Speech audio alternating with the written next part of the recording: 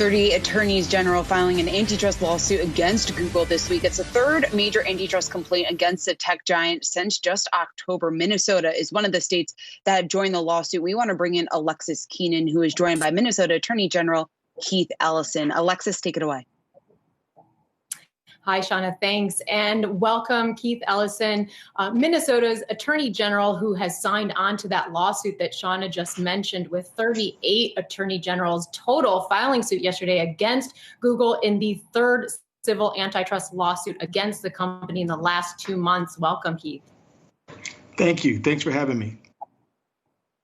Now, Attorney General, I want to talk to you about your suit in particular. You have chosen for the state of Minnesota to sign on to this third case, but you didn't sign on to the other two prior cases that have been filed against Google. Now, why is that exactly?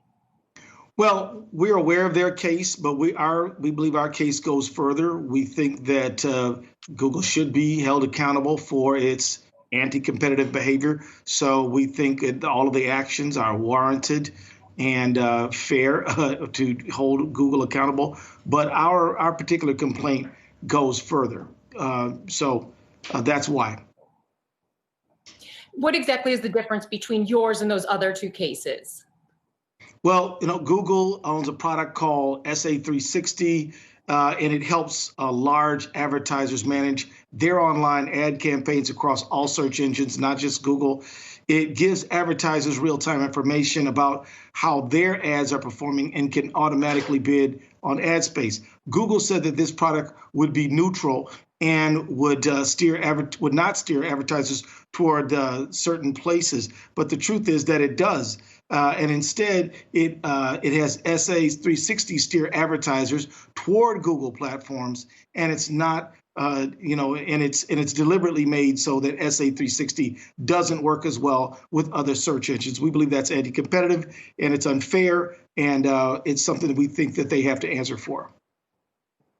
Now, yesterday, Google responded to your lawsuit along with those other states, saying that it really seeks to redesign search in ways that would, what they say, would deprive Americans of helpful information and hurt businesses' ability to connect directly with customers. They also held a press call during which they gave reporters a briefing, and they also published some information online showing what they called redesigning search would harm American consumers and businesses, kind of doubling down on that. They said 80% of search results don't in fact return any advertising, and that was part of your lawsuit, where some of the other search companies, like travel companies, for example, were complaining that those ads come up in the populated results. So does that change your position at all on saying that this conduct is anti-competitive and that Google is saying at least 80% of its ads do not return these kinds of advertising results?